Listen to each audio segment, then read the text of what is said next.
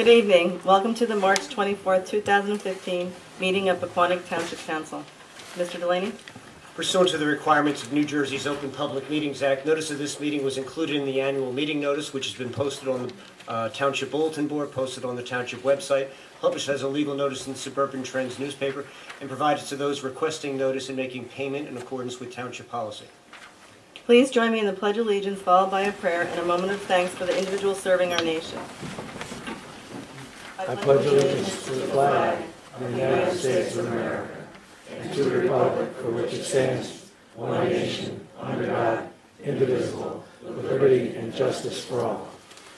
Most gracious Providence, we ask that you bless this governing body with an abundance of wisdom and understanding so that every deliberation will result in actions which will promote the common good and general welfare for all the people of Pequannock Township.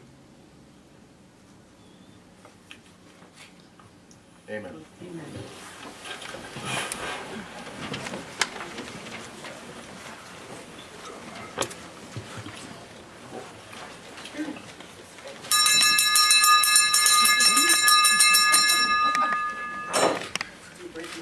Oh yay, oh yay, oh yay.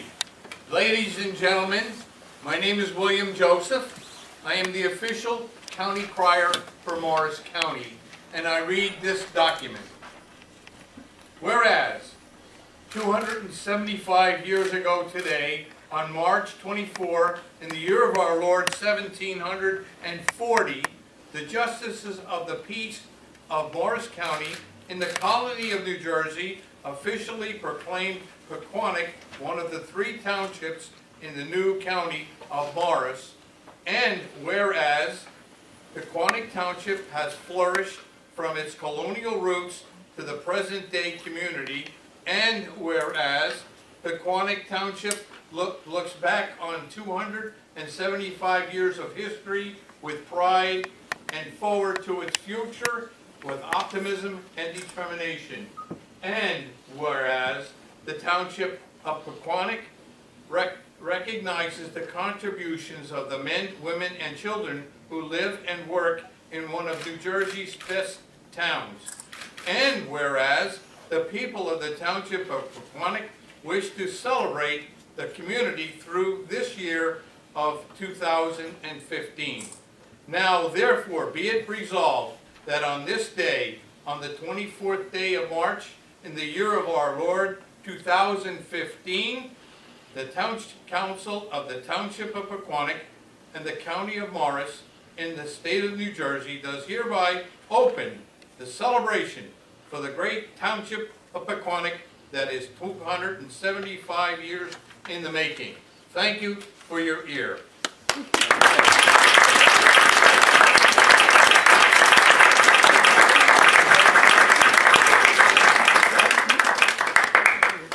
Hank? Our celebrations continue. Hank Lyon, freeholder, Morris County. Good evening, everybody. Hi, Mayor and Council. I just gave one button again. I want to thank everybody for being here, and I want to congratulate Pequannock on its 275th anniversary. As probably everybody here knows, Pequannock at one point made up half of Morris County. I'm just a hop, skip, and a jump over in Sawaka, and that entire area was part of Pequannock. So Morris County as a family, Pequannock is one of the grandparents. A lot of great things have happened in 275 years, but this is one of the places where it all started, where our nation was founded. A lot of amazing things, a lot of amazing history has been here. So on behalf of the Board of Chosen Freeholders, we're here to congratulate you. We look forward to this year coming to more events. I know my colleagues and I believe there are several events scheduled, and I'm sure we'll be making quite a few. We'll have pretty high attendance there because we want to join with the town in celebrating this accomplishment. So I have a resolution here on behalf of the board signed by all of us, and I would like to give it to the mayor. Yeah. Thank you very much. Thank you. Thank you for coming. Yeah,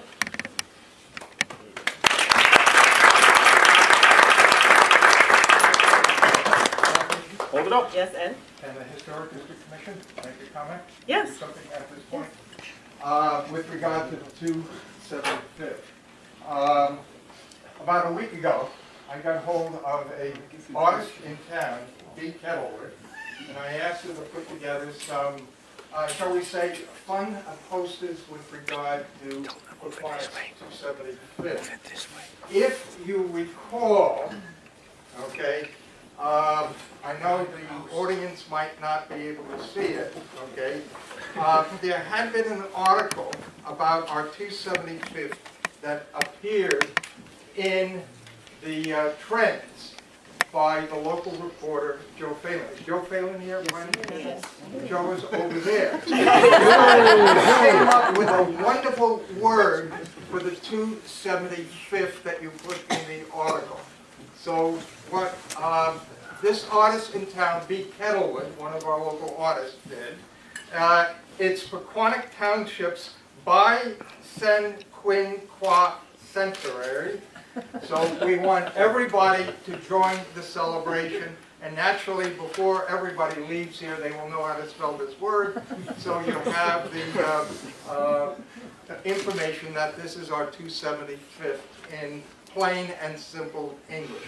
But Joe being Joe comes up with these creative terms in his newspaper article. And Joe, we thank you very much for this wonderful term that you came up with, okay, to remind us of our 275th. The other thing that B did for us was present another little poster here. If all of you recall, about a month and a half ago, there was an article in the Trends which showed an owl on a fence on Jones's Place, okay? So what we're saying here to all of you who are present here today, it's Pequannock Township's 275th anniversary, a hoot and a holler, and please join the celebration, okay? And that is what we want to happen this year with a number of activities that a 275th committee is beginning to organize and come up with ideas. The other thing that I had B do, and this was my own experience this year with my wife. My wife and I, we had the opportunity to travel down to Panama. And if any of you realize, the word Panama means land of abundant butterflies, okay? And in Panama, there is probably one of the most interesting butterflies that I was able to take a picture of. It's called an owl butterfly. And what B did here for Pequannock Township's 275th anniversary, even the butterfly owl gives a hoot and a holler, okay, to our celebration. Even though that butterfly is down in Panama, and we're up here in the wonderful state of New Jersey, in the county of Morris, in the township of Pequannock. And needless to say, we welcome the 275th anniversary to our community, and we're hoping to do something this year to celebrate that. And the town crier, together with the proclamation, kind of summarizes it very much so. So we're looking for activities to take place to continue that celebration. So thank you. Thank you, Ed.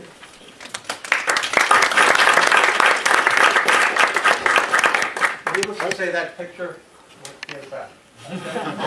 We have other presentations. Okay. What's that? Hold the plaque up. Can we get a picture of the council? You want us all to get together? Good, okay. There you go. Here, we also get together for a picture, come on. How many times did this happen? There you go. Come on. There you go. Come on, come on. Come on. Come on, go. Come on. Yeah, you got the good count here, really. There you go. Squish.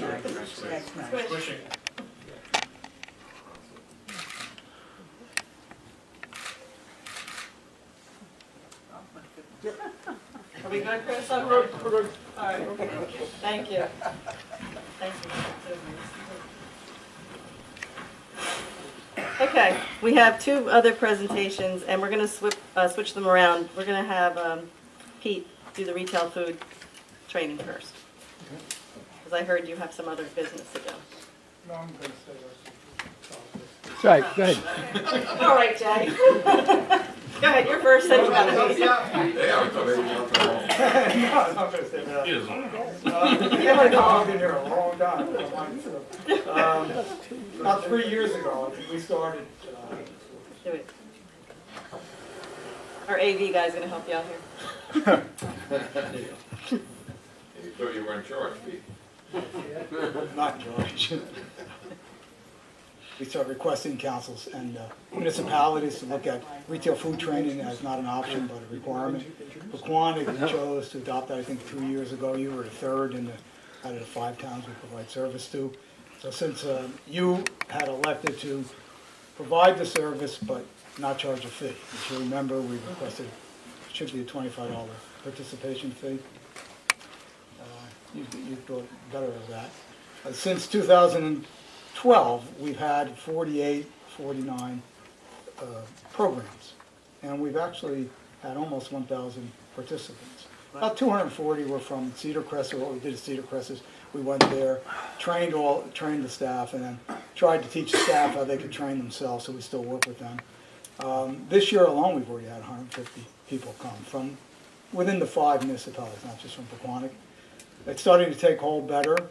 I know you had asked for some evidence-based data that suggests what we do actually changes the benchmark. So what we've done as staff is look at 5 critical violations, and we're measuring them.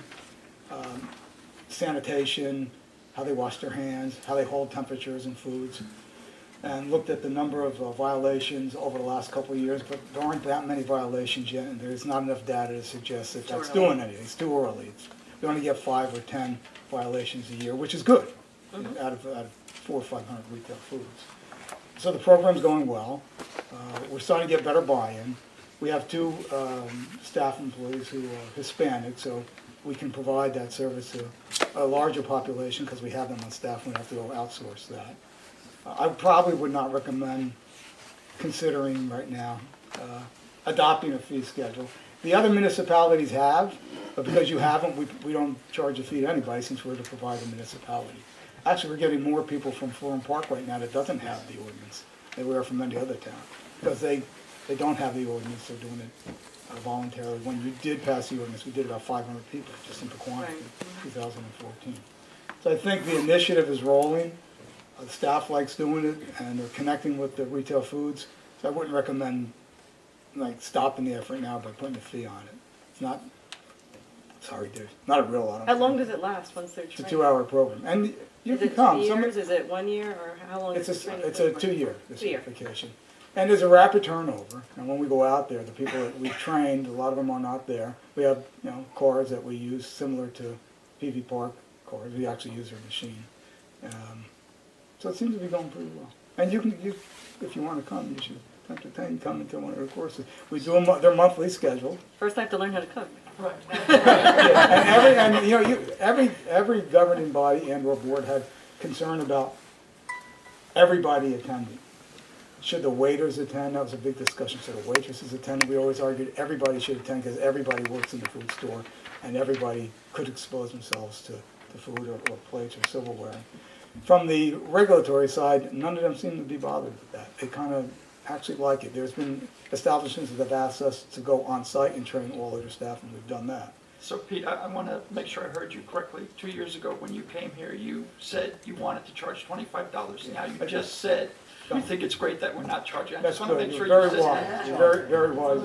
So we made a wise Very decision. wise. Very forth. Okay. Just making sure. Going well. I have a summary chart. I can pass that here. I think I'll give it to Dave and you can have that. 1,000 Summarize it out. times $25 is $25,000. Yes, I know. I'm the CFO. $25,000. Well, Yep. I imagine maybe we will charge at some point. No, Pete said no. Pete said no. The larger cost is for the Serve Safe program, and we do charge for that. But that's a $200 fee because we have to buy the material, and the material is very costly. But candidly, not that many people come to us for Serve Safe because there's so many vendors out there to provide it more frequently. We just refer them out to the vendors. And that's a very specialized, very long process. They have at least one person on staff. Didn't you have something else?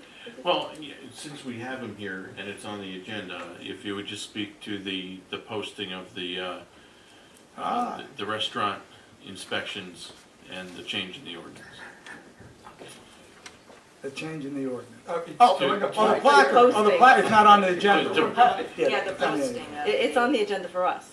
Yeah, It is for you. Yeah. We have recommended that the placard, when you go to retail foods, you notice the placard out there? It's either cash register someplace of our rating system, which is either satisfactory or conditional.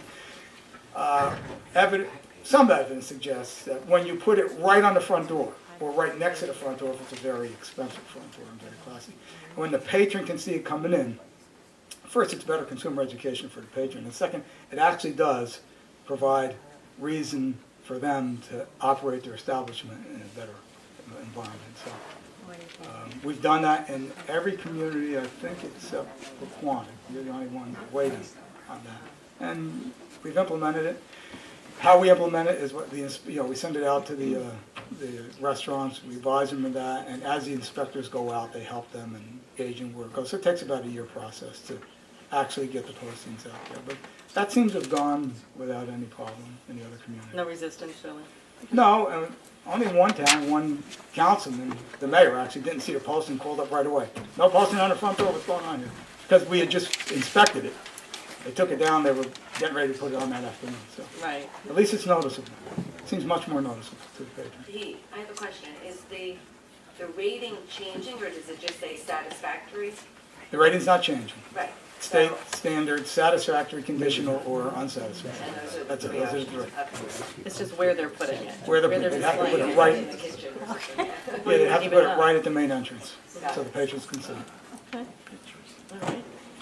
We okay? Yep. All right. Thank you. Thank you. Sure. You can, well, I thought Frank was doing solid waste. yeah, yeah. Are you gonna give him? Yeah, the Solid Waste Advisory Committee. You can support them.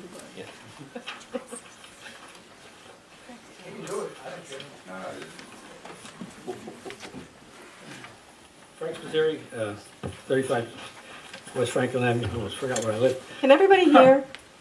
See, the mic's not working that well. Mine's on. All right, that's better. Working. Okay, as you know, we had some meetings with my committee, and I'd like to thank my committee. First off, everybody, Councilman Dave Cole was one, Peter Coriel, the health officer, Rudy Steinthal, Jeff Torrey, and Steve Solanowski was, and of course me, you know me. But anyway, I passed out earlier last week a documentation with a lot of pages on, but I've changed that because I thought maybe my interpretation of what would be easy probably might not have been easy for everybody. So Peter came up with this chart, which is on page A, and I thought it was better than mine, so I put it into the packet, and I gave you a new packet so that you can see what the options are that we are proposing to have in the bid.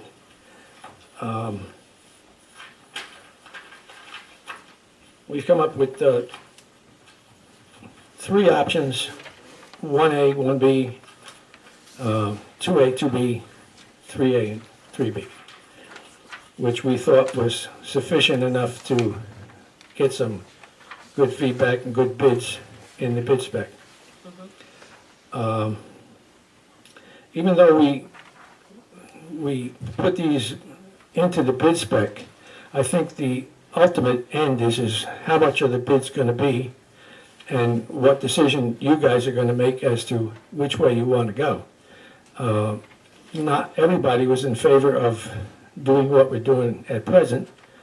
There were a couple that want to do 3A, which is changed to 1 day garbage and 1 day for recycling. And that brings me to a point. There was some discussion, in fact, the last time I was here, doing the same thing, in regards to containers. Price of containers is not that cheap. 5,000 containers, which we'd have to, we have 4,000 people, so you'd have to buy some extras, so you'd have to probably buy about 5,000 containers. And even if they're at $12 a piece, that's $60,000, and if you have to buy two, that's $120,000, and I'm not sure you want to spend that much money on containers. So, one of the options that we were talking about was, different kind of decals on any garbage can. It doesn't have to be, they can have their own container, similar to what Lincoln Park had. We used to have these, but if you ride around town, and I told Pete this, I never saw this many, I never saw any any garbage can that I ever saw. We do have the recycling ones, you know, the circle with the, tells you that you have to recycle. So we thought that if we could combine these two things, they could put it on any barrel, and if we do dual stream, they could have glass in it one time and cardboard in it the next time. But if they do a combination, then we may have to change this and just do one sticker so that you could put everything in commingled, single stream. That's an option that we could do. And again, of course, this all depends on what kind of option we're going to, when the bids come out, what kind of option you guys are agreeing to accept. Are you planning to bid it in different ways? No, well, these will all be included in the bid. Go ahead, you want to?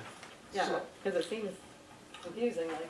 Right, I was gonna say the same thing, so when you go out with a bid, are you gonna say, well, we're really zeroing in on option 1A, or we're really, We don't- put them all out there? We just put them all out there, and Right, then we you're wait. gonna come back with us and say it's gonna cost X amount of dollars for 1A. That's correct. X amount of dollars for 1B. Okay. Right. If you look at the last page, 2 pages that are on that thing that I handed you, that's the prices that in 2014 that were given to Butler by the company that's at the top of the page. And that's the various prices for the various options that they had. So when we get our people to bid on ours, we're gonna have something similar, but not that many. They have 14 options. I don't know where they ever got 14 options, but I think that's a little excess. It's a little excessive. Yeah, Yeah. but,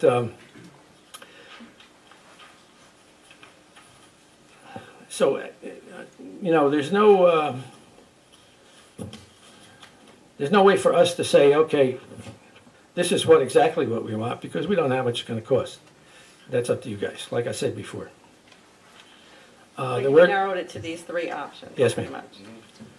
yeah, we did. But some of the other options were duplicated or, and just too unwieldy. I mean, Which one do you recommend?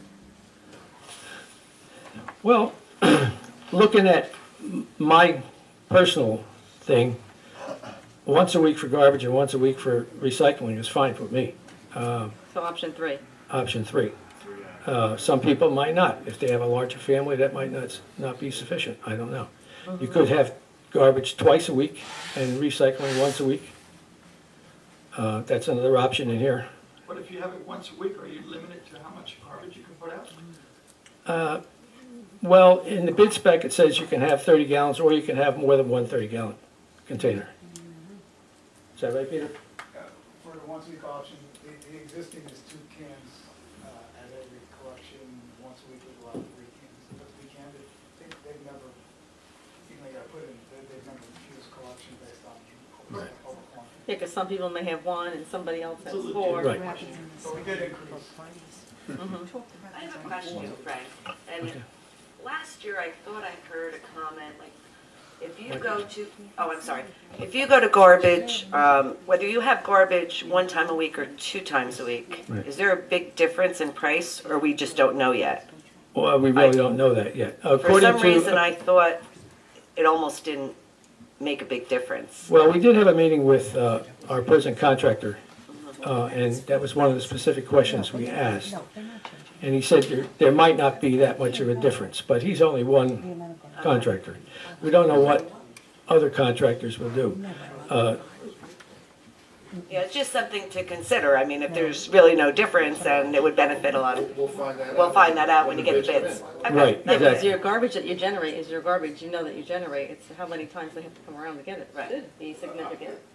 I You would would rather think, them but come it's not. twice a week. Same amount of garbage, Yes, same amount of Rich, trucks. twice a Right, week. but I would rather them come twice a week than holding garbage in my house for 1 week. But I don't think there is a difference, you're right, not much of a There's not a difference. difference in price. Yeah, go ahead, you come to the mic. If I can,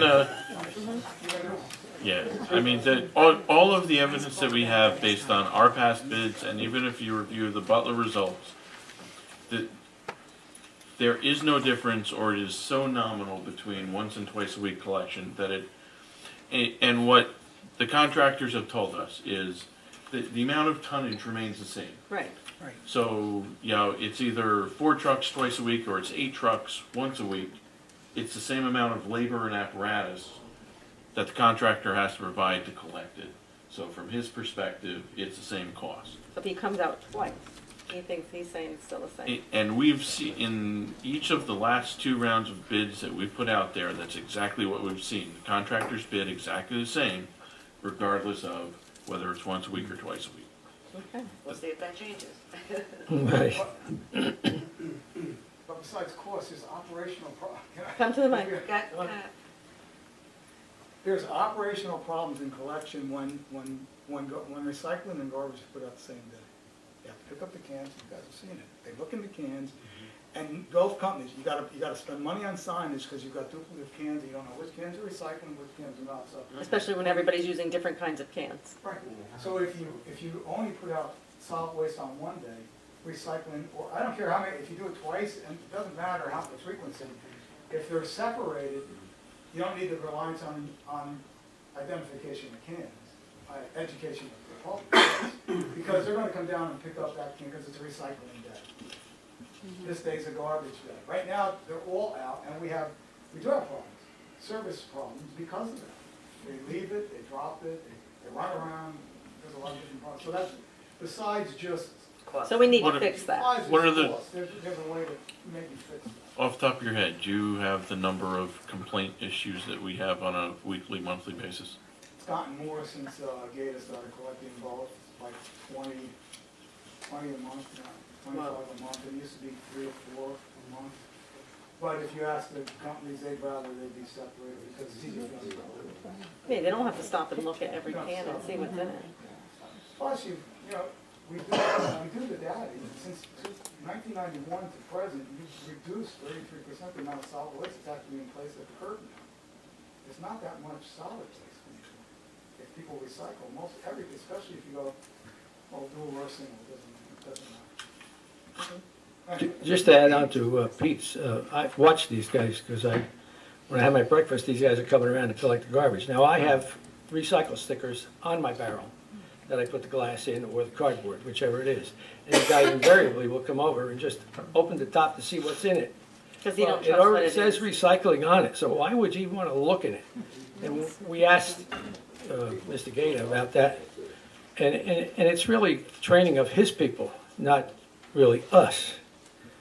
But what we thought was, well, if we can't train them, because he says they're not brain surgeons, but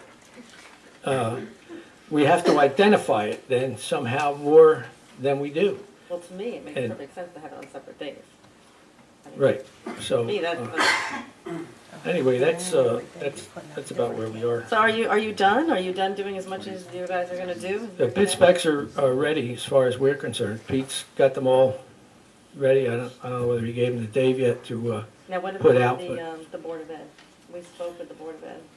We did, and picking them up is an alternate option right. within the bid. Okay. Just- That's, if you look at the last page of the written, Okay. You have it in. it says it's an alternate bid that they can bid on. Okay, so. We also included in one of these, as you know, we have a bid for solid waste, and we also have a bid for vegetation, which we have Blue Diamond doing now, picking up on Mondays. Okay. One of the options that's in the bid specs here is to incorporate the vegetation along with the solid waste and the recycling, to see if we can get a price difference from doing 2 contracts, maybe just 1 contract. I mean, they could split it up themselves anyway, they could still do one and do the other. So but- what's the next step? You're going to prepare, or you're gonna get together? Well, they've made a recommendation. Several. Several. Would you like us I to go- narrow it? I go back to, I think that the council should determine the level of service to be provided. And we'll build the bid spec around the level of service that you want to provide.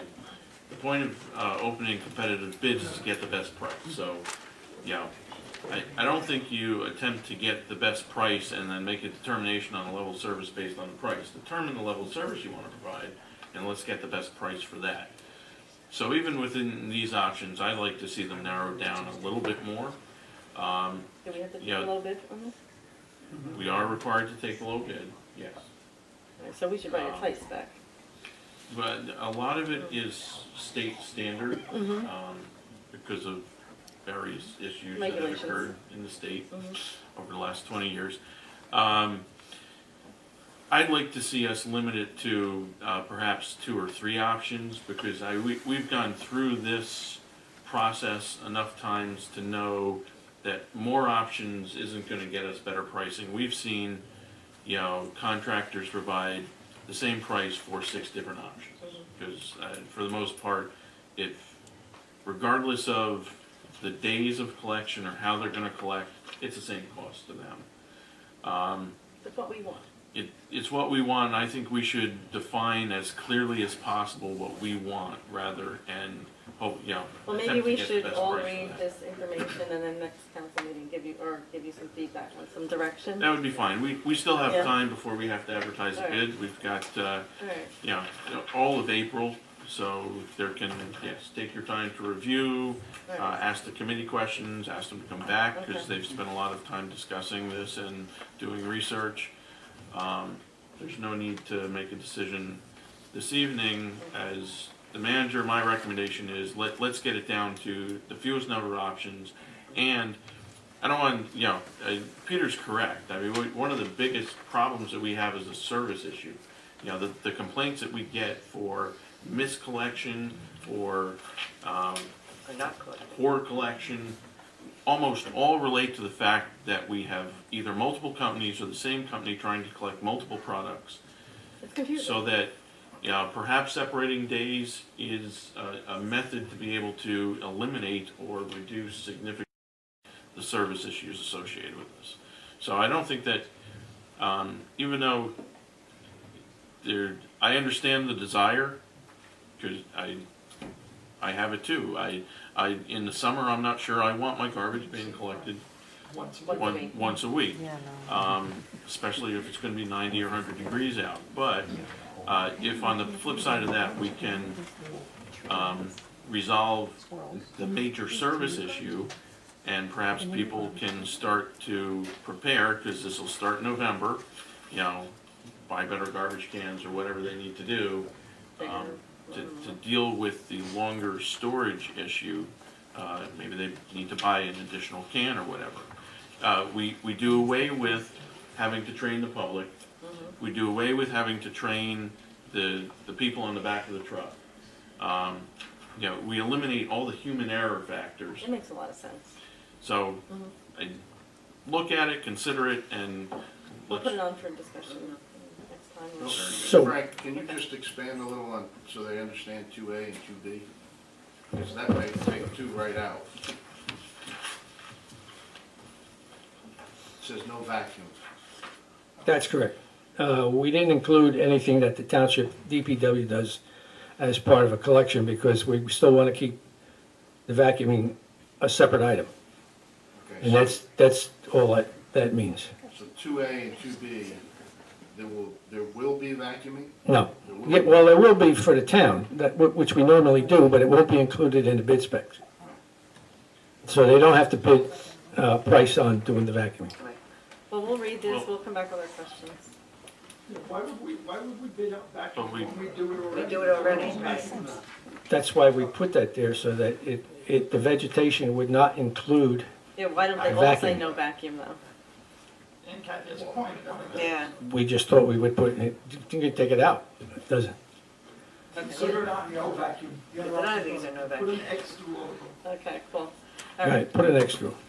we'll ask you more Uh, questions. Okay. Then I have a question for you, Dave. How will the committee know what your idea, I mean, obviously you want to cut some of these out, but which ones do you want to cut out? We're gonna or- have discussion or- here, We'll so let you'll you be know. here to hear it. Okay.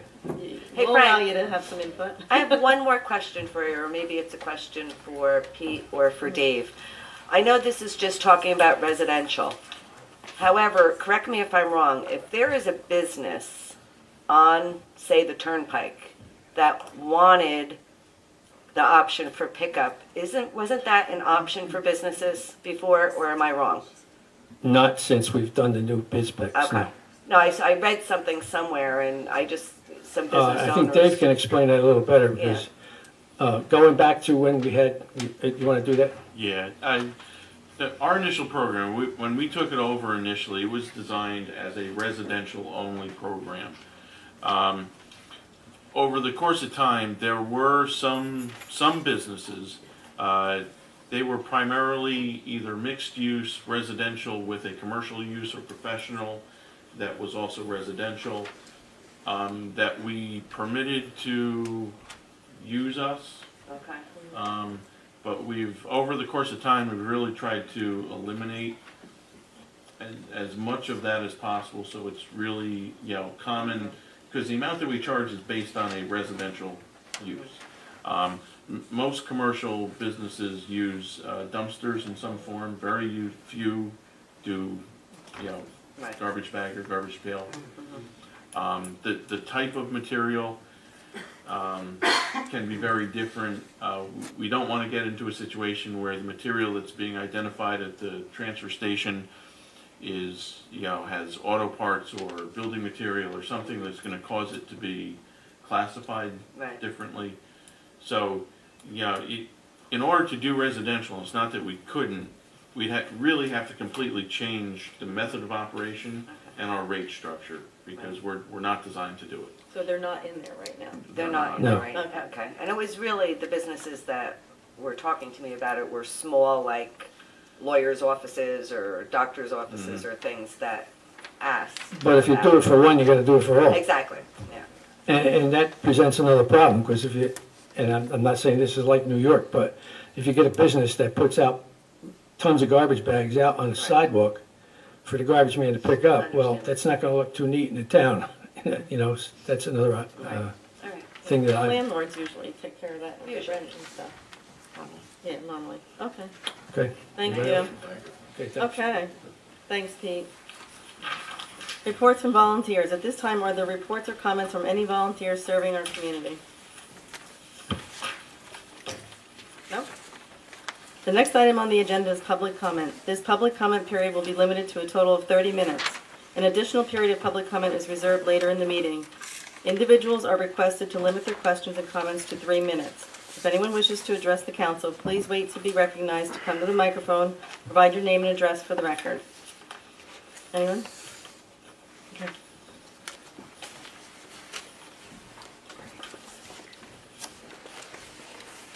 Mark Convoy, son of Pequannock, currently living on 6 South Highwood in Glen Rock, where we have rear yard pickup. Taxes there, my friend. They reflect it. Very touchy subject. Anyway, about a year ago, I had Walter over at Gatehouse Galleries frame my childhood Arrowhead collection, which I was going to hold on to for a few more years. And then I thought, well, given the 275th anniversary of the township, I thought this is the time to do it. And I wish I could say I found all of these myself. I found a few pieces, but most of them came from Mrs. Sanders from Sanders Farm over in the middle of Sunset Road, who used to see me as a 10, 11, 12-year-old trudge the furrows looking for artifacts. And I rarely found anything. I found a few pieces. And she'd feel sorry for me And my mother and I would go over there to get our vegetables, dozen ears of corn, 50 cents, Mrs. Convoy, and you got a baker's dozen. And then she'd look at me, and I'm kind of dejected because I didn't find anything today, and she'd say, wait, before you pull out, and she'd go back into the house and down into the cellar and reach into a shoebox and come out with arrowhead and put them in my hands. And she'd say, now don't tell Raymond I gave you these, but he won't even miss them, but here, So that's how this little collection came to be, including some pieces that I did find, even on Park Avenue. Wow. So I'm turning them over to the township now, and I got to tell you, if the historical commission, if your historical commission wasn't as dedicated, motivated, and competent, I wouldn't be handing stuff over to them. But I have great confidence in them, and You did some research on them? I see some writing underneath there. Do you have some? well, yeah, I did a little research from Ed Lennox, who's sort of the North Jersey, Native American archaeologist, and he liked this setup that I showed him last year. But there's a couple of other things that I'll probably hand over next spring that he was even more interested in. Mm-hmm.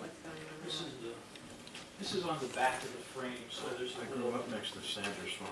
Did you really? Yeah. She was a mail-order bride. She was before her time. Jeez.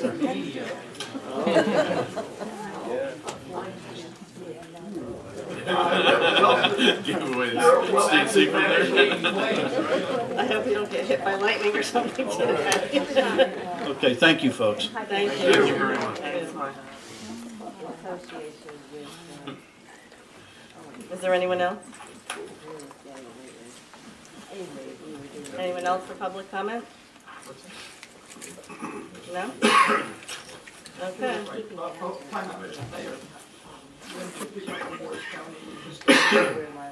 they don't, I asked them. Do you want to speak during public? We weren't planning to make a presentation, we came to answer questions for you. Okay, I think I might have a couple of questions. Okay. You don't mind? Do you mind coming to the mic and identifying yourself for the record so we can have a conversation, so everybody can hear? No. Okay. Thank you. I don't have trouble standing up at the desk or. Do we have a chair? We'll get you a chair. We'll get you a chair or something. Table available for you on a chair. We will take care of you. Today is the Jackson Here.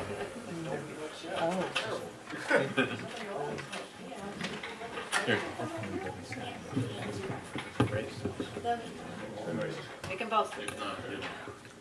There are two of us. All right, then you can both. We have more chairs. We have more chairs. Two of you can come up. I'm sorry to turn our backs.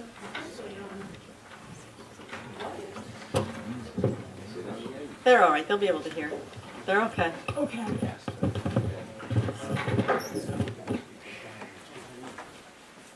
Okay.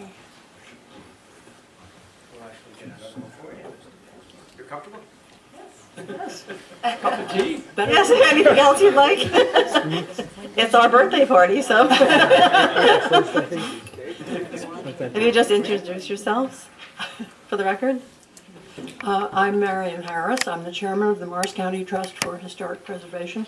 I think we should probably point out that we are not part of the county, nor yet part of the County Historical Society. Okay. I'm Elise and I'm treasurer of the Morris County Trust for Historic Okay. Thank you. Hi, thank you for coming. That's number one. As you know, we're looking to possibly purchase the Martin Berry House. And one of the concerns we had was that because of your organization having an easement on it, that we would now have to work with you, which it wouldn't be a problem, I don't think. But we wanted to be reassured, and you understand that what our intent was by purchasing this, which was to preserve it and so forth, etc. So I guess my question to you is, how would you be able to work with the town when, according to our historian, the reason why you put easements on these is so towns can't buy these? Well, that's what he said to me. No. Okay, well, at least that word, That is that's, false, Richard. okay, I'm not sure exactly what you said, Ed. What did you say, Ed? What did you say to me? You said that the easements was put on so governments couldn't purchase these homes and mess them up. I never said such a thing. Okay. Never. That's incorrect. Okay, Ed, Well, we're what clear did you on say? it. We're having a Let's conversation. clear it up then. What'd you say? What has, no, wait, Mrs. Harris has the floor, she should speak. But please do not come up with incorrect information, Okay, Ed, so, misinformation. okay, Ed, so tell me what you said then. We had a phone conversation and that's exactly what you said to me, so I want to hear what you said now. Because this is the whole reason I asked her to come in, or asked you to have her come in here. Well, I can read you what the easement says. I know what the easement says. Well, it says, Let's read it for everyone. grantor has already taken, this is a part of it, this is an excerpt, this is, the grantor would be Eleanor Bogart. Grantor has already taken steps to provide funds, talent, and expertise to restore and said manor house for a public purpose of continuing benefit for the people of Pompton Plains. So it's clear in the easement that it was for public people of Pompton Plains. It's written right in here on the front page. So for it not to be would be really somebody who just misspoke. Okay, well, this is why we asked her to come in to clear things up, that's all. That's basically what this comes down to. Because we as a town want to feel comfortable. The preservation of historic property in and of itself, even if it's privately owned, is for public benefit because it's the preservation of our cultural heritage. Is the mic on? I'm not sure everybody's hearing. Is the red button? Is it on now? We only have one microphone that reaches. Oh, maybe they could share. All Okay. right, I'll just, I'm just getting signals from the back. No, it's okay. so, when property is, can you hear me now? Yeah, just get close to it. All right, okay. When property is preserved, when something historical is preserved, whether it's privately owned or publicly owned, it is for the public benefit because it's a preservation of our cultural heritage. So how do you see us, Pequannock, fitting into this program?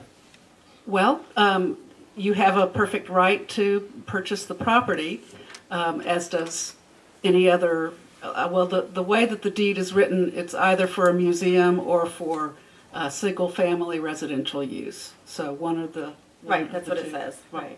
So basically, there's no issue with your easement being on top of other easements that are on this piece of property?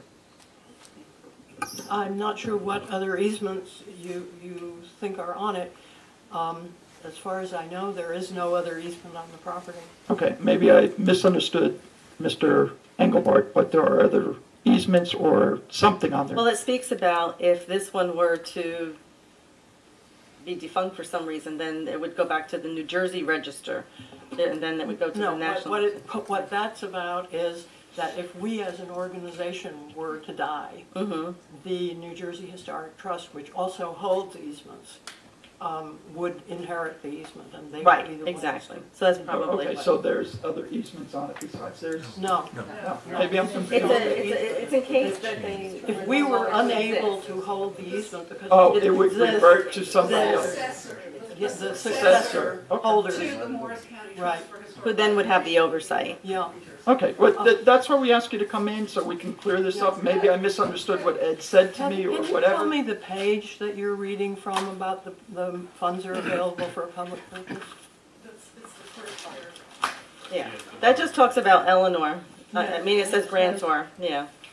But it said, I think what you said was something about she's made funds available for a public purpose. I think what she really means in there, if I'm interpreting it correctly, I'm not an attorney, that's why, what she was doing to preserve the home. Not that she set up an endowment or anything, but that's the way I read it. Well, I'd like to see what it says, because I'm, It's the last. Yeah, it's really just saying she's already taken some efforts to preserve it, which we know is true. taken some effort, Yeah, she has already taken, taken steps Efforts to to provide preserve. funds, talent, and expertise to restore this. Oh, she has already. she has spent- already She put, has spent money and on put it effort into already. preserving Okay. it already. Because Exactly. If there was any money building up in a fund. I No, would I'm know. sure she did, I mean, I'm sure No. there was To cost. ask her if there was an endowment, and no, there's not. Right, no, An endowment, no. right. So you see the town as a perfect fit for doing this? Well, I'm not sure that our opinion about what is a perfect fit is Perfect. the cause of your, there are certain things in our experience that you probably should be aware of and that I hope you are aware of. One is that this is a building that is on the state and national registers of historic places. Right, we know that. I think that you know that, I think that you own a historic building already, a railroad station. And that, I believe, is not on the register? It is. Yes, it is. It is on the register? So you are familiar with the requirements in New Jersey State Preservation Law for public entities that own register-listed buildings? That they are, and that repairs that are made to them are held to a higher standard than repairs that are just made by ordinary people to ordinary historic buildings. That the law applies to public entities in a way that it doesn't apply to private owners.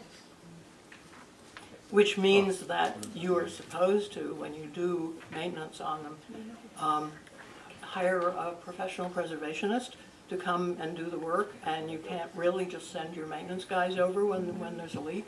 So if we have to replace the roof, we have to get a professional historic roof replacer. Right.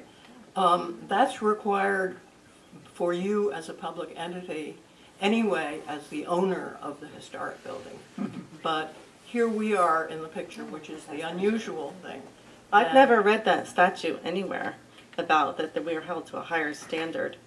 I've been all over the Department of Interior and over the New Jersey Preservation websites and everything, and I don't see any mention of that anywhere. Federal preservation, not state preservation law is stronger than federal preservation law. Yeah. It's when there's any public monies that are expended on a historic property, those money, the work that is undertaken with that public funding has to be done according to the U.S. Secretary of the Interior standards.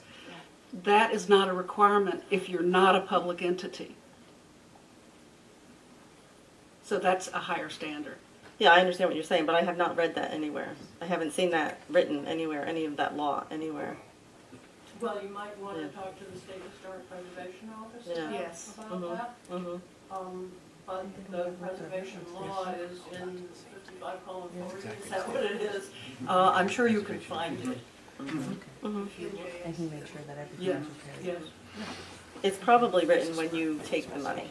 It's probably in the paper, in the grant.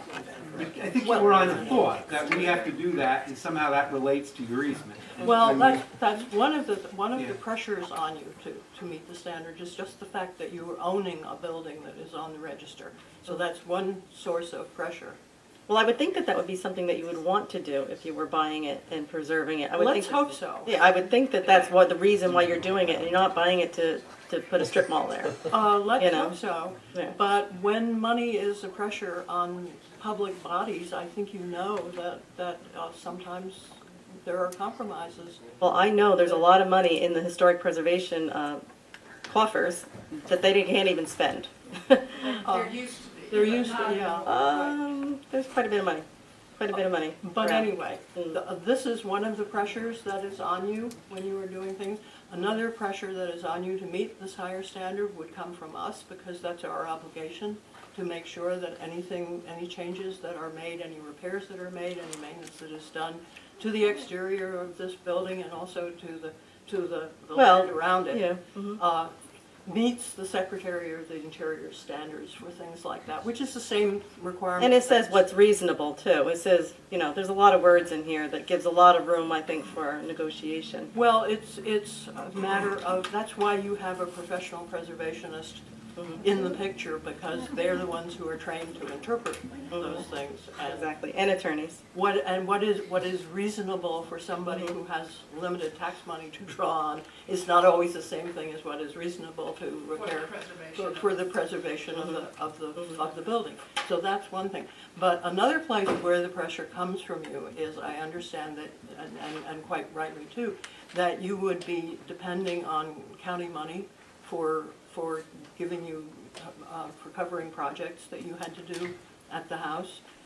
And there again, you would be required to hire preservationists and to meet these same standards. So you've got these pressures coming at you from three sides if you do this. In our experience, when people have a building like this, which is in danger of not having the same people take care of it who always have taken care of it,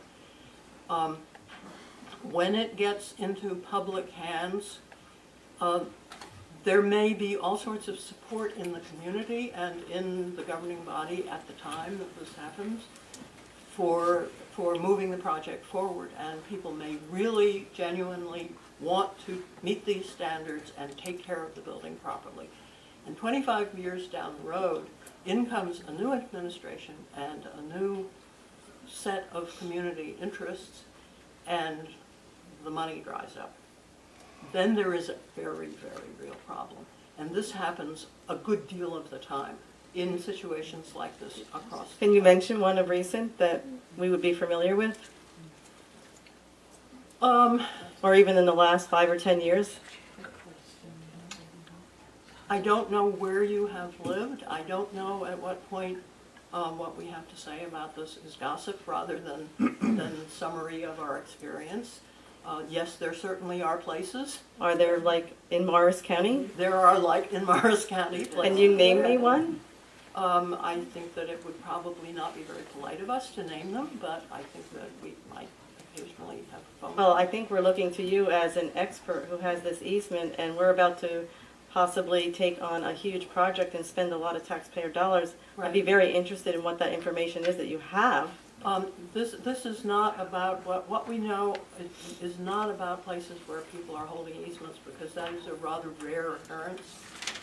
What we are concerned about is situations where towns have bought properties like this and they ran out of money to keep running. They ran out of money, and well, it's two things. It's money and it's lack of formal experience on the part of the people who are going to be doing the work. Can you give an example? Are you willing to? I am willing to. I actually live in Mendham Borough, and Mendham Township bought a historic property from the Revolutionary War period, and within 3 years the administration changed, politics changed, and now, even though, in this instance, it was not listed on the National Register, that's the problem. They want to tear it down and subdivide. Well, it's not protected. No. It's not, well, they were crazy to buy something that wasn't protected. So that's happening. I mean, this is still a controversy. So this isn't something that rampantly happens. Right. This happens on occasion. Right, I don't It think happens a lot. this doesn't fit this example, or that doesn't fit this example in my opinion. I think you have a very motivated group that's sitting behind you, and they're looking for us to do something, and we just want to make sure we have the right fit. And we understand your concerns, obviously, that, you know, administrations change and politics change and so forth, et cetera. I can see today, I can see tomorrow, I can see a couple of years down the road.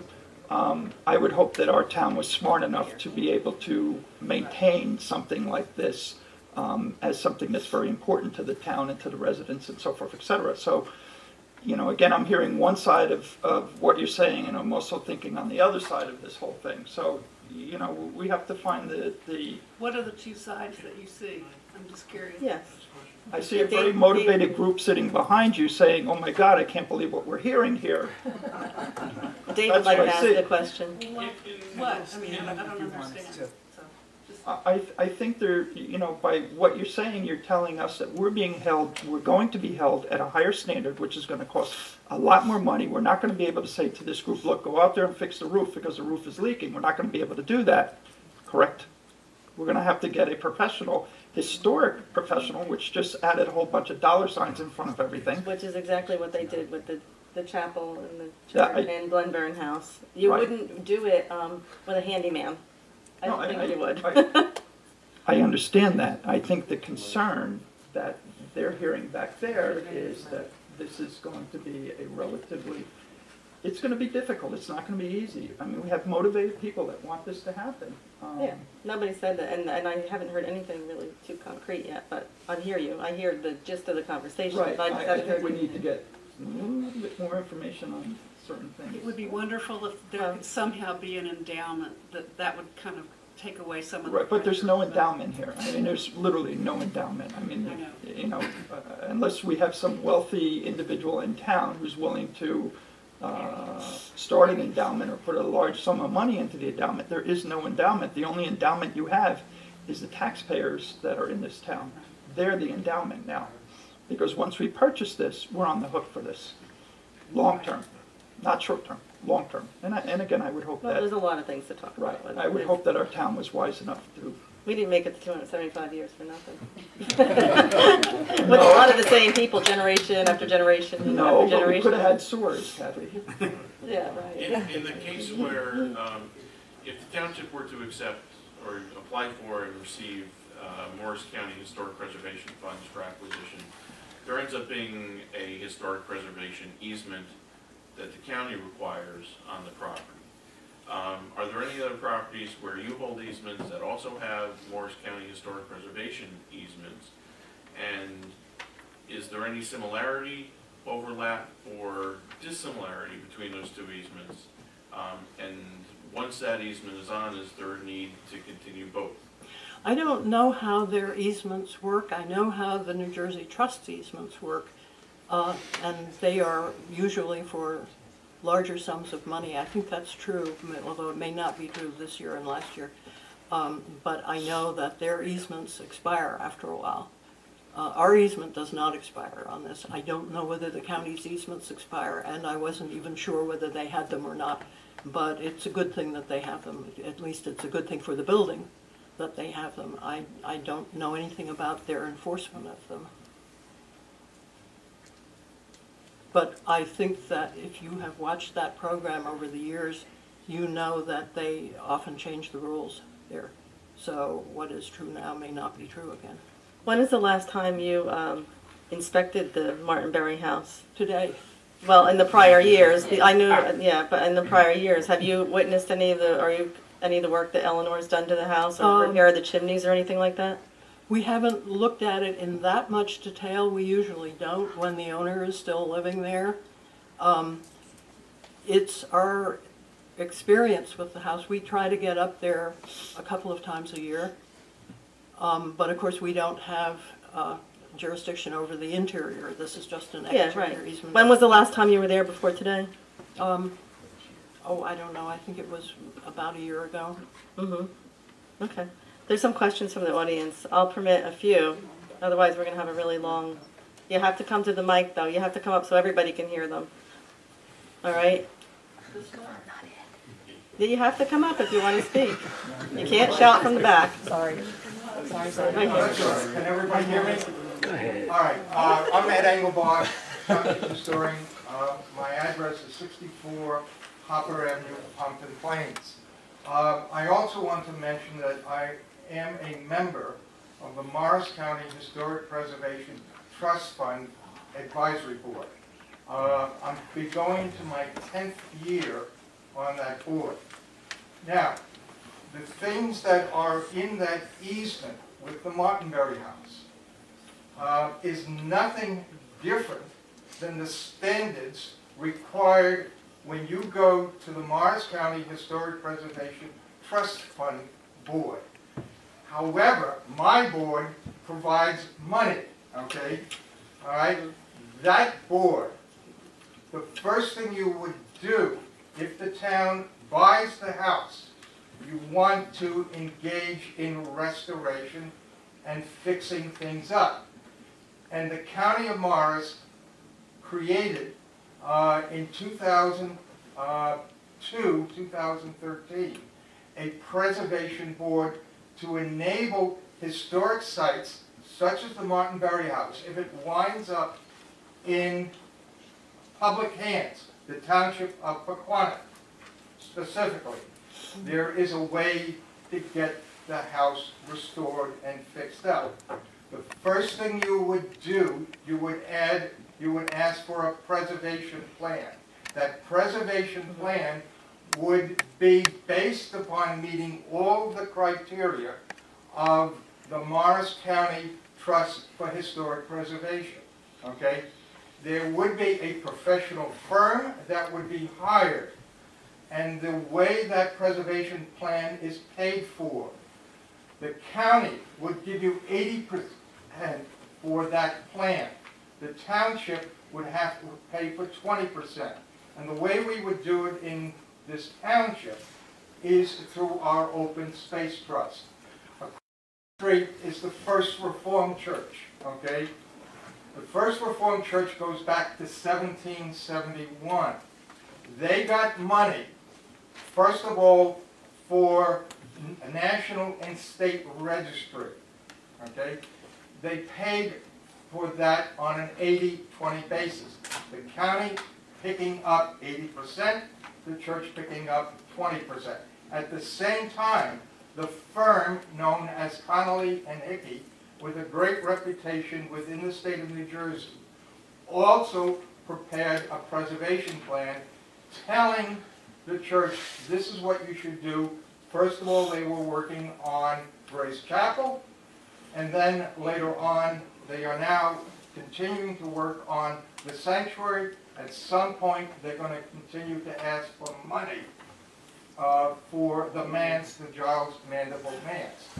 So there is a preservation plan. The preservation plan would be geared to all the elements within that easement. However, the county, which becomes engaged in preserving the house, would agree with everything within that agreement that exists within the Morris County Trust for Historic Preservation. There shouldn't be any argument. They're virtually the same. The county has the money to restore the house, okay? You just go through the steps. The first thing is a preservation plan. The next thing is contract documents. The next thing is you're looking for construction money. It's about a 3-year process. But eventually, if you have an issue with a roof, you have an issue with some foundation issues, if you have an issue with an oil tank burner, that could be replaced. There are a whole set of things. The preservation plan does that restoration. Right now, if I recall, the last time the county had within its open space trust $35 million. The board that I'm on, last year we had access to $2.5 million, which we gave to a number of historic sites. Most of them are town-owned, okay, and are run by historic societies, okay. There is nothing that the county program, is all in sync with what the Morris County Trust for Historic Preservation, wants to do. There's no disagreement, okay?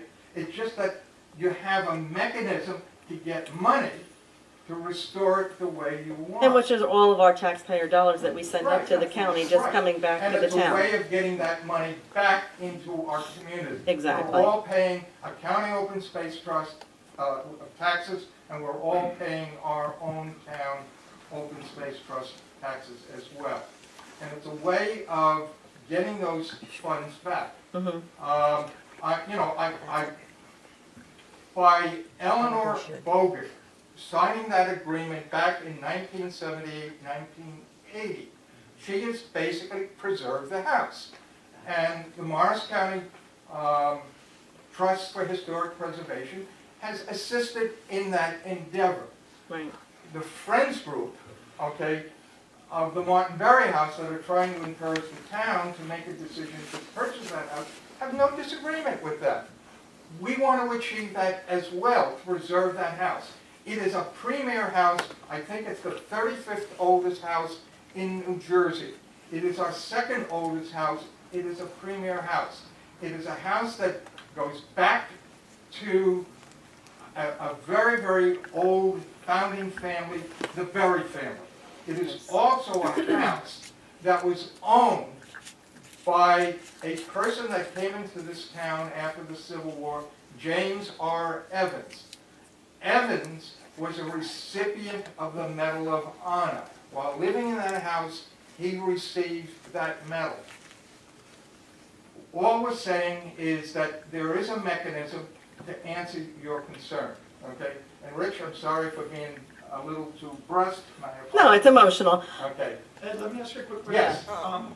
Who pays for the study or the historic Okay, preservation? the preservation plan? Yeah. Okay, the town would make submission to the Morris County Historic Preservation Trust Fund Board, okay? Almost always, my board says, yeah, we'll pay for it 80-20. The board will pick up 80% of that cost. It could cost you $5,000, it could cost you $10,000, it could cost you $15,000. It depends upon the nature of the preservation plan, okay? And you go out to bid to get somebody to prepare that. And you look for a person, a firm that has a track record. Right. And there are many, many such firms out there, okay? And the town would recommend a particular firm. That person would go before the board and say, I want to prepare a preservation plan. The town would pay 20%, the county. Almost always, the preservation board will say, yeah, we will pay for that, because that is a requirement in order to begin the restoration, okay? And it's a 3-year step. The first step, come up with a preservation plan to go along with the measures to preserve the house that are in the agreement. They have the same Okay, objectives. it's the same thing. And in the case of the Martin Berry house, you're saving money. You don't have to have you don't have to spend money on registry. It's been done. It's all done. Okay, there. Okay? So you're saving money in that regard. Okay. All right? We have a few more comments. Okay. All right. You can. Could I just Okay. add one thing to that? In this documentation stuff that you do, that you apply for grants for, the first step is called a historic structures report. That's when you get a professional to go through the building and tell you what you've got here. That's the preservation plan. No, that's the historic structures report. The second step is the preservation plan. After you know what you've got here, then you make a plan for taking care of it. So that adds another year, but you probably could get through with 3 years by getting your documentation in order at that point. Okay. My name's Jane Costello. I live at 3 Van Allen Place in Pompton Place. But I grew up in this town. I grew up in the oldest house in town. And I hate to have to say this, but it was bought by a private individual. Yes, the outside of it is still the same, but the inside of it is totally modernized. And that's what can happen when a private individual buys a historic home. And sometimes a very wonderful person, the first people that bought my family's house were very interested in historic preservation, and they kept it very nicely. But there is nothing in any of these easements or anything that keeps a person, a private person, from gutting the inside of any house that they buy. It only preserves the outside. And these easements are all about what you can do with the outside and so forth. But it would be, to me, just the worst thing after looking at what Eleanor and her husband and her family have done to preserve this home in such a beautiful, wonderful condition. I mean, there's very little. The historic preservation, I'm sure Ed will back me up, will be clapping their hands, because so many of the places that they have had to restore, they've had to do so much more too. The house inside is beautiful, and to think that a private person could buy it might not be that interesting. The person who eventually bought our house decided, oh, those glass panes, you can't see out of them. They're all wavy. Yeah, they were the hand-blown glass from the 1700s. You know, oh, they didn't like the back stairs where all the family footsteps were. Well, let's put in a new stairway. That's what can happen to a historic house. That's a crime, If the yeah. wrong person purchase it, and we have done a lot of research, the Friends have done a lot of research on historic societies in this area, and we found that we didn't find any that failed, and we found many that have gone on for many, many years and are continuing in great shape. So I just wanted to put that little heartfelt thing after seeing my own house go down the drain. I hate to see another one, and one of the last ones in Thank you. town. And we had the town crier, come on, this town is worth it to preserve our history, come on. Thank you. Yeah. She's already on it. Here, You can be next, Stacy. I just a little prequel to the Barberry House. About 16 years ago, the Bellier property came up for sale on Mountain Avenue. Now, most people knew the Bellier family. There was this lovely old home actually built by the DeBow family. The house at the time was, well, the house was built in the mid-1800s, which makes the Barberry House 100 years older than the DeBow house. We went through the process, Ms. Harris, you were involved with this as well, and you did support the sale, yes, the purchase of this home. The reason why the town did not do it was the present owner at that time, Marlou, sold the house to her daughter, Wendy, and Wendy's husband was a doctor. They had moved into the home. He had trouble finding a position as a doctor locally, so they decided to go back to California. Now, I mentioned to Wendy, please don't do anything until we can find out if we get the money to purchase the house. And she said, well, how long? I said, well, at the most 6 months. Well, 6 months came and went. 7 months came and went. In the meantime, they had a buyer for the house. They were really desperate to sell. The same day that we found out that the money was available for the home, for the purchase, they sold the home, which is the only reason why Pequannock Township does not presently own that house. So, with that as a background for you, this Martinbury house is just truly so precious. Everybody said what it is. It's a precious gem for this community. And it's so important that you feel that this is really precious to keep within the community and the history of this community. Now, there's some concern down the road what we do if we don't have the money to pay for this house. Well, basically, what you do is you sell it. You sell it, you pay the county back their share of money, whatever. I would hope you never have to do that. But if it came to be a desperate situation, that's what you have to do.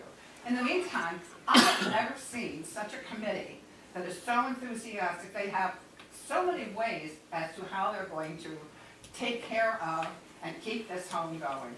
And gosh, guys, this is an easy decision in my mind. I know it's not for you, but it really is something that's a treasure for this township to keep and to hold. Thank you, Ruth. Stacy? How do I know?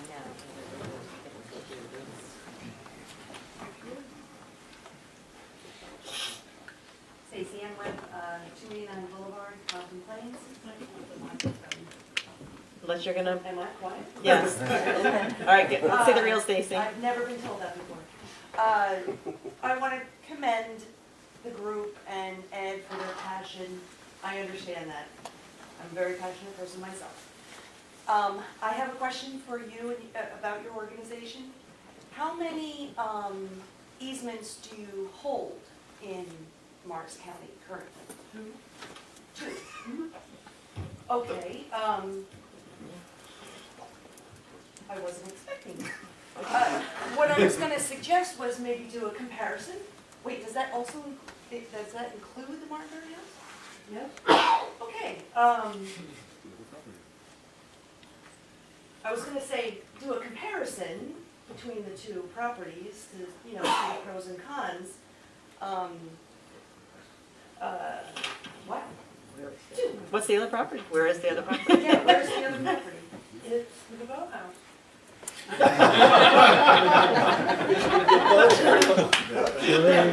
Well, we heard the story what happened to that one. Okay. Where's that crier? Rest your case. Any questions, other questions? That was really it, really. I thought there was more. Okay. Okay. That's it. Okay. Anybody else from the audience? Ruth? Can I just say that all the easements that are on the Berry house were on the Bellier house. So even the family who has since purchased it is required to acknowledge all of the easements on the property. Outside. Okay. One more comment before we get on with our agenda? Come on up. Say your name so everybody knows who you are. Sure. I'm Martin Barry Williams. I live at 55 Rampart Road in Compton Plain. Everybody's spoken passionately about the house, and I'm in complete agreement with them. The preservation is really the primary thing. My background is in fundraising and grants, so there's a lot of concern here about the financial liability of maintaining this over time. The world's great museums weren't founded after the endowment for those museums were created. The membership programs, the grants were received before those things existed. First we need it. Right. And then we can develop a membership program, then we can start designing or creating an intent for an endowment. We can begin working on those things. We have a great set of volunteers here. Those kind of resources can be built through donations, through bequests, through activities and events. Those things are on our list. Those things are things that we're intending to do. We are not just going to be a group of people who will sit and talk about the house and look at it and appreciate it. We will work actively to make sure that the town and the society that we're creating can sustain it. So will there be money in 50 years? Yes. Because we're optimistic. Yes, there will be money. Well, plus we're not a community where people come and go quickly. Yeah. So, yeah. But right, it's not until the opportunity presents itself that you can really start taking advantage of it. Right. And that's where we are now. Thank you. It's okay. Thank you. Okay. Anybody else? Anyone else? You guys? Do you have anything else to add, Rich, or anybody else on council? Well, I would like to thank you for coming. I know you came out, and it is a big deal for you to be here for us, and we hope that this works out, and we'll do whatever we can to do it right.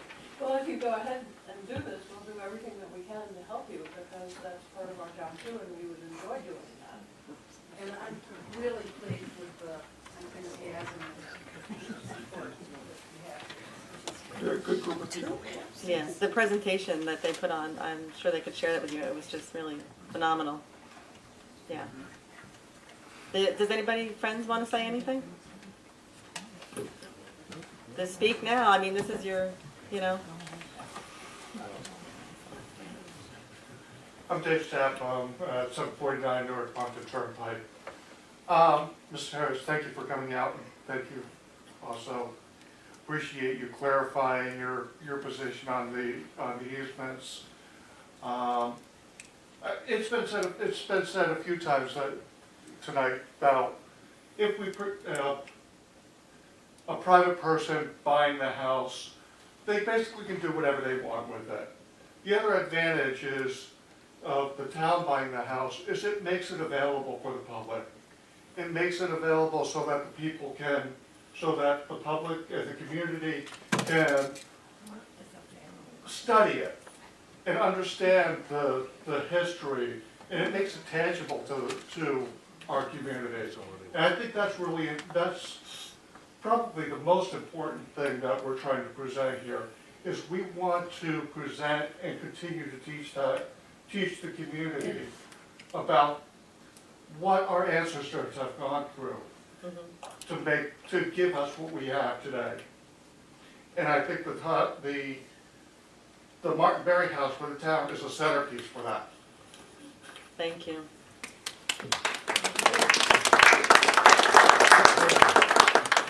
Okay. Thank you for coming. Come on up. Come on up. Somebody else. Well, good morning. You can relax. Sit back and relax. Never been told I needed a mic before either. I just thought I'd Paul Havman. My family moved into Pequannock in '58, and I've been back here ever since. I currently live in Oak Ridge, and I still have family in town, so I'm very interested in what goes on here. I'm one of the members of the Friends of Martin Berry House. Perhaps we could just get a quick roll call here. We haven't done that yet. Would you all like to stand up? Show. Or raise your hand. Or raise your hands. Better yet. Actually, Paul, we figured out who it was. Yeah. I figured for the benefit of our visitors here. Right. Yeah, we're pretty much here. We've been meeting winter and summer, rain and shine, since Ed Engelbart announced this, the formation of this group back in June, I guess. We're pretty well committed to this thing. And really, we do appreciate Mrs. Harris coming out to clarify her position. I just wanted her to know that we are a dedicated group who's going to do whatever we can to keep the house up and running. We're going to preserve it. I'm sure a lot of people here remember when Mrs. Bogart used to invite people over, give them tours, give them lectures on history, that sort of thing. We'd like to continue that tradition for the next generations that grow up in this town. Share local history, customs, that sort of thing. Make them aware of the historical significance, not just of the house, but of the township. That's where we're coming from, and that's why we're here tonight. Thank you. Thank you. Thank you for coming. Thank you. Truly. Okay. Next on the agenda, public hearings. Mr. Delaney? Thank you. Oh, sorry. Right. You were there, okay. At this time, ordinance number 2015-02, an ordinance amending Chapter 132 of the revised general ordinances of the Township of Pequannock and regulating itinerant vending, solicitation, and canvassing. This ordinance was introduced previously, has been published and posted, and is scheduled for a hearing at this time. Okay. Are there any comments? No, we had talked about this. Yeah, Pete talked. To death. All right, is there a motion? No, I'll make a motion to make it open to the public for public comment. Anybody? No? I think they're all busy. Okay. I'll make a motion to close public comment. And we have a second. Second. We'll just do a voice vote for the closing the hearing, and then we'll move on to a motion to adopt the ordinance. Right. Okay. There you go. All in favor? Aye. All right, where are we? I don't know. You changed everything around. Okay, next on the agenda, ordinance for introduction. No. I'll make a motion to adopt this ordinance. Oh, Thank you. all right. I'll second it. All in favor? This is on the motion to adopt ordinance number 2015-02. Mrs. Florence Lynch? Yes. Go ahead. Mr. I'm all Cole? lost. Mr. Phelan? What were we voting on? Yes. Mr. Vanderhoff? Yes. Mayor Whitaker? Corbett? Yes. All right. Everybody take a deep breath. Breathe. Next on the agenda, ordinance for introduction. Mr. Delaney. Yes, the first is ordinance number 2015-03, an ordinance to amend Chapter 219 entitled Food Establishments and Food and Beverage Machines, Retail of the Code of the Township of Pequannock. And this is what Pete was talking about before with the... Posting on or near the front door. Right. Okay. Are there any comments? No? All right. So... No comments? Is there a motion to introduce this ordinance on first reading? I'll make a motion. I'll second it. Roll call? Mrs. Florence Lynch? Yes. Mr. Cole? Yes. Mr. Phelan? Yes. Mr. Vanderhoff? Yes. Mayor Winterfield? Yes. Next ordinance for introduction, Mr. Delaney. Ordinance number 2015-04, an ordinance to exceed the municipal budget appropriation limits and to establish a cap bank pursuant to NJSA 40:4-45.14 for the year 2015. Mr. Holborn, any comments, or maybe you want to give a brief explanation? Yeah, there's, of the two caps that our budget are subject to, the levy cap and the appropriation cap. The appropriation cap changes every year, is published by the division, and is based on an inflation rate. The cap for this year is posted at 1.5%. The statute allows us to go up to 3.5%, and to bank any available cap for future years. You have to do the ordinance in order to be able to bank the cap. So when we went through the budget, we showed the numbers that we are actually lapsing banked cap from 2 years ago in order to maintain some available cap bank. It's necessary to do this ordinance. We have done it every year for the past 15 years since this statute changed. So the amounts are in here, both the amount that would normally be the 1.5% cap, the additional amount that we get for going to 3.5%, and the amount that we'll bank. Since our budget that we're going to introduce is under the appropriation cap, all of the amount that we are authorizing here is going directly to bank. And we do this every year, like you said. Are there any comments from council? No? You guys good? Okay. Is there a motion to introduce this ordinance on I make first a reading? motion to introduce 2015-4. I'll second it. Roll call? Mrs. Florence Lynch? Yes. Mr. Colt? Yes. Mr. Phelan? Yes. Mr. Vanderhoff? Yes. Mayor Winterfield? Yes. The next agenda item is resolutions. Mr. Delaney? Yes, so the following resolutions, and Mayor, with your permission, I would recommend that we handle the introduction of the municipal budget separately, and then we'll move on to the additional resolutions. That's fine. Resolution R 2015-72, this is approving introduction of the 2015 municipal budget. And just for the record, the municipal budget of the Township of Pequannock, County of Morris for the fiscal year 2015, be resolved that the following statements of revenues and appropriations shall constitute the municipal budget for the year 2015. Be it further resolved that said budget will be published in the Suburban Trends in the issue of April 12, 2015. Notice is hereby given that the budget and the tax resolution, which is being approved tonight, will be scheduled for a hearing on April 28, 2015 at 7 p.m. in this building. And just again for the record, this budget provides appropriations in the amount to be raised from taxes in the amount of $12,380,504. Total general revenues, $17,361,868.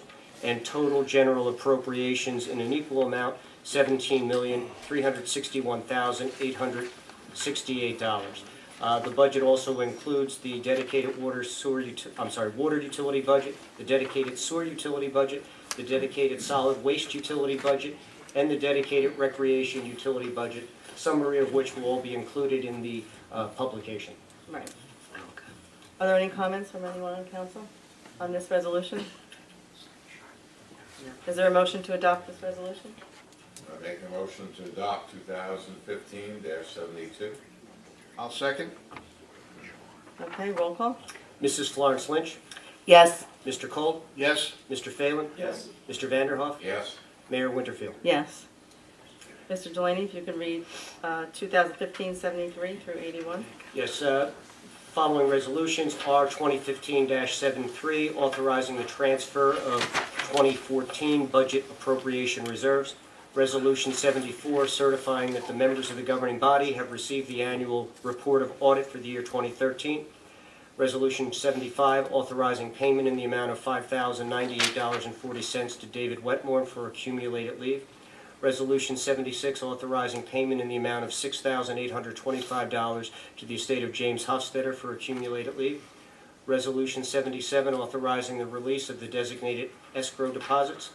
Resolution 78, authorizing submission of a 2015 New Jersey Department of Transportation discretionary aid grant application for Sunset Road pedestrian safety and ADA improvements.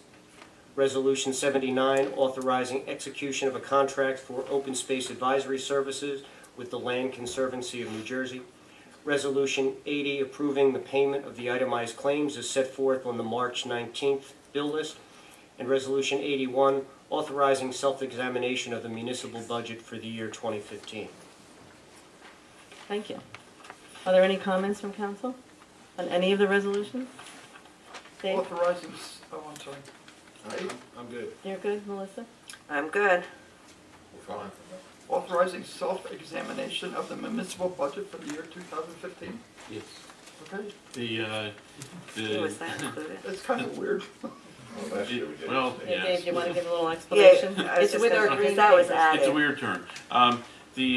About 12 years ago, statute changed in an effort for the State Division of Local Government Services, which was losing staff at the time. In order to become more efficient, they authorized municipalities, rather than going through a full budget review with the division every single year, to move to a every third year. And in the 2 off years, you have to go through what's called self-exam. There are certain statutory requirements that the chief financial officer has to certify that you've met, that you've adequately appropriated debt service, deferred charges, that all the statutory requirements of the budget have been complied with. So the chief financial officer certifies that rather than the state reviewing it for their statutory compliance. Does the auditor have to take any part in that? Or no? Not the self-exam, no, it's the responsibility of the CFO. Okay. So do we work tightly with them to make sure it's done? The budget has been reviewed and actually completely prepared by, the final document was prepared by our new appointed auditor. And they have reviewed it and given me the thumbs up for introduction. There you go. All right. So I'll make a motion. Do we have a second? No, wait, time out. Well, say all the No, resolutions. Resolution 2015-73 through 2015-81. I'll second. Okay, roll call?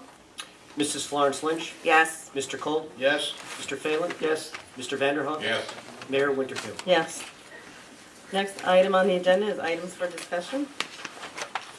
I asked that this not be put on the consent agenda. The deadline for applying for Morris County Historic Preservation Acquisition Funding is this Friday.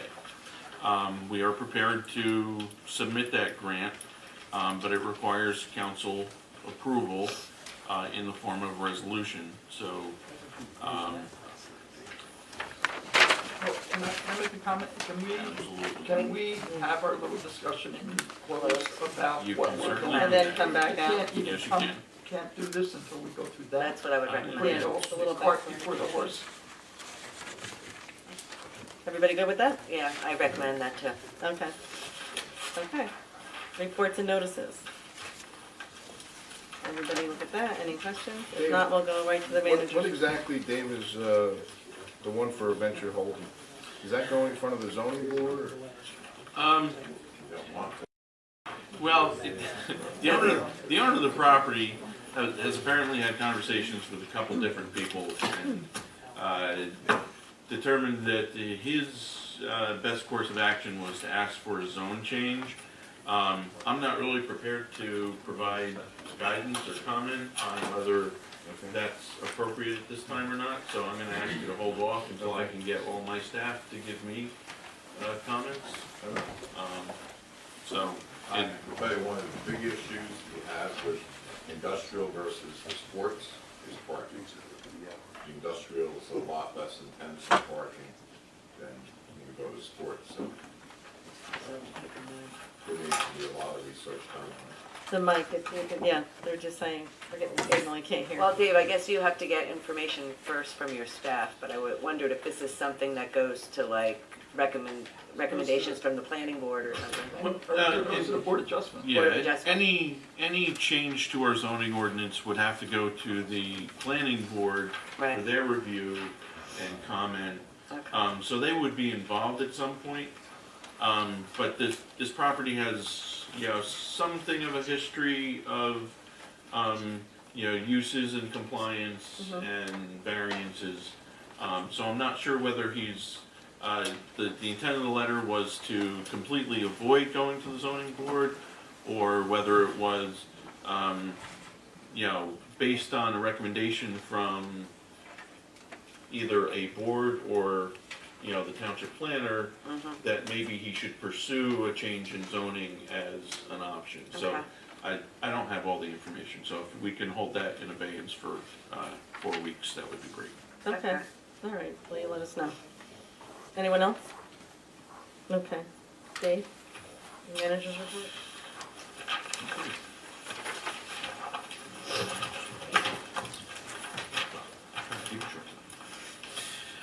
Village area paving, as a result of the weather over the last 3 months, the contractor has not done any paving, even though the contract says it's supposed to be done on a weekly basis. So all of the areas that have been excavated in the past 3 months or so, they started doing the top dressing, putting down stone and aggregate. They should have started paving today in the service trenches, and they will be paving the main line in all of the areas that were excavated in the village over the course of the next probably 10 days or 2 weeks. So the riding surface in that area should get much, much better.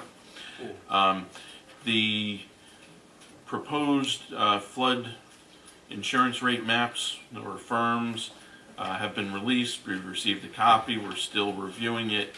There are some significant changes, some of which cause some concerns for us. Our neighboring towns have experienced very similar situations. So Palm Lakes, Riverdale, Pequannock, Lincoln Park, administration and engineering are all getting together next week to sit down and discuss where we have some commonality. The time frame for appeals is relatively short. It's in the order of 60 or 90 days once there is some type of official formal presentation from FEMA to us, which should occur in the next couple weeks. In order to appeal, we have to provide fact-based, scientific-based evidence that they're wrong, which will probably require hiring a hydrologist. So if there's an opportunity to do that on a cost-shared basis among several municipalities, we'll look at doing that. When are you sitting down? Next Thursday. Okay. The governor's budget proposal, he proposed a roadmap for pension reform, which has caused a fair amount of concern among both municipalities and unions in terms of what that means to benefits and pension.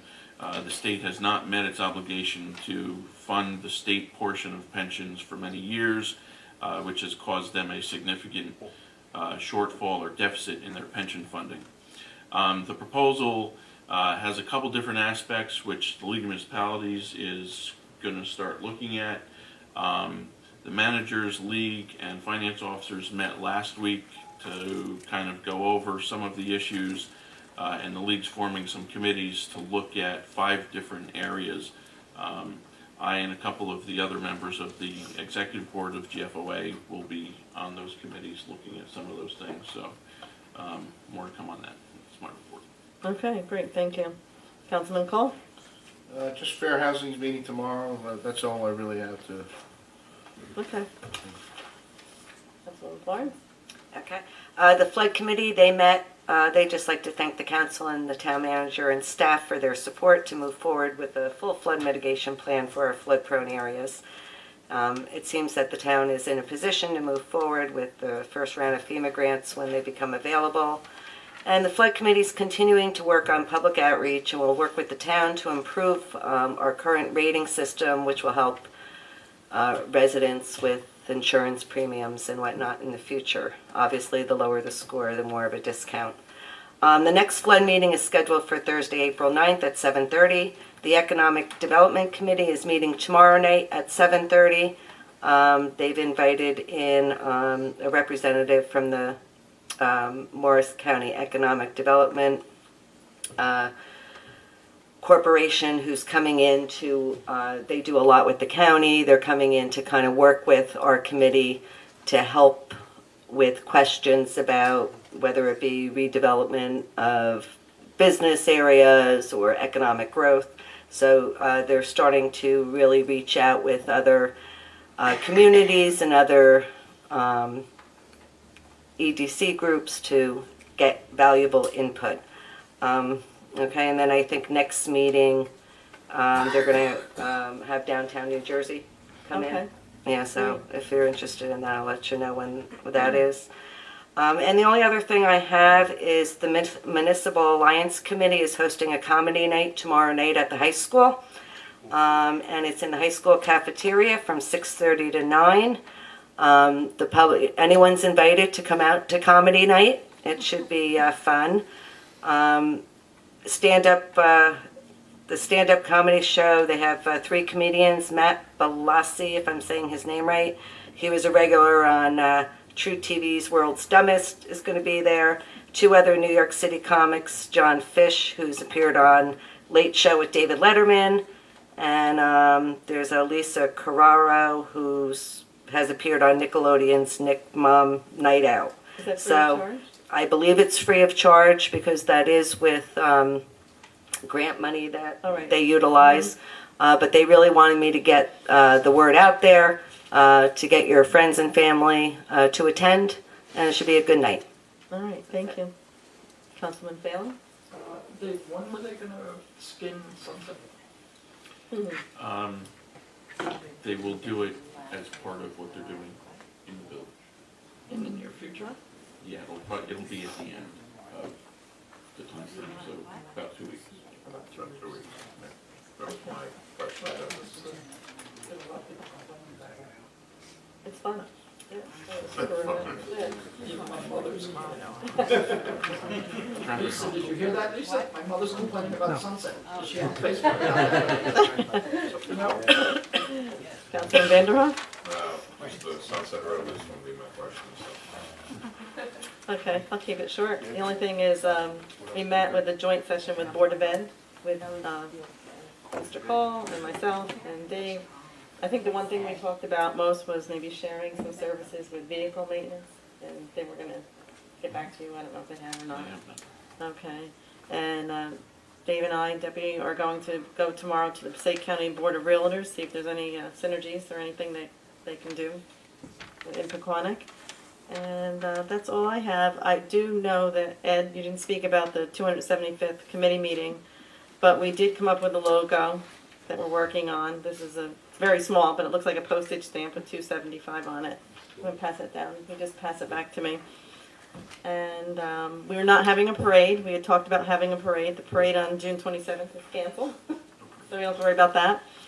We're going to try to do some special things in the Memorial Day parade. Maybe have it different wars, Revolutionary War, Civil War, some kind of ask people to be part of the 275th, some kind of theme, something like that, rather than having a separate parade. We did talk about if council was interested in having like a Happy Birthday Pequannock PV park open to Residents Day, which we had talked about many times, to having that open anyhow to bring people there. So it might be just to be able to tie that in. I don't know if you can talk to Parks and Rec, Dave. We had talked about the 2nd or 3rd week in July, possibly, like when it's really hot out, not just like Memorial Day when it's freezing and nobody really enjoys, the time. So if maybe you can come back to us and let us know. Anything else I'm missing, Ed, on the committee? The idea is to have a town picnic at PV Park, which will be the 275th birthday party. It'll be a birthday party, so they're in conversation with Stop and Shop to see about donations and stuff, and if not, it's gonna have to be a bring your own, because... Right, I don't know how we would Yeah, deal right. with it with food. BYOF food.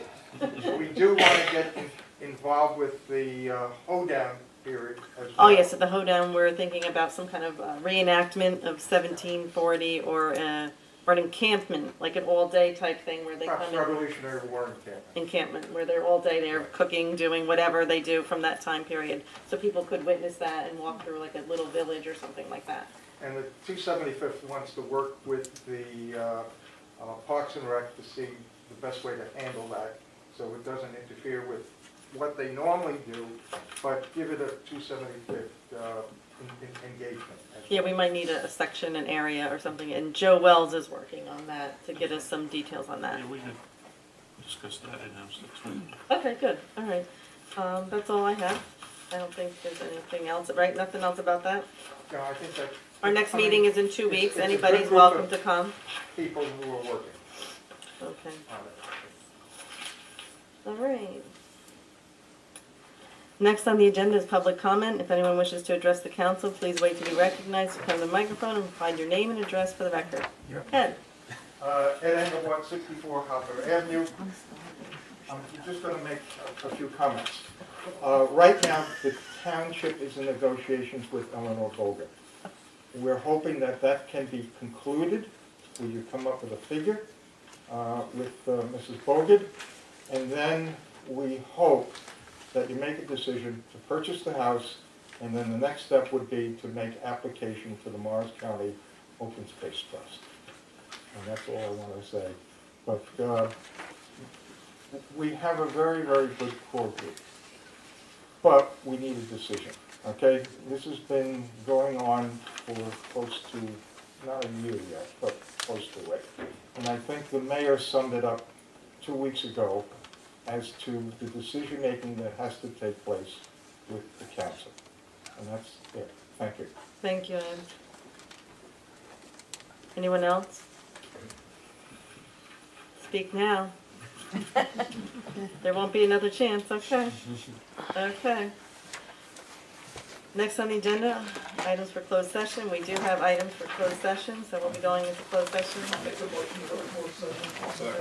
Okay, all in favor? Aye.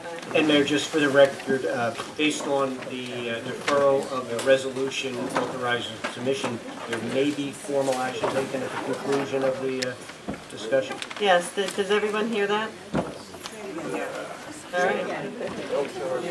I'm listening. Listen, everybody. I'm listening. That's up to you. I'll hear it on Facebook. All right.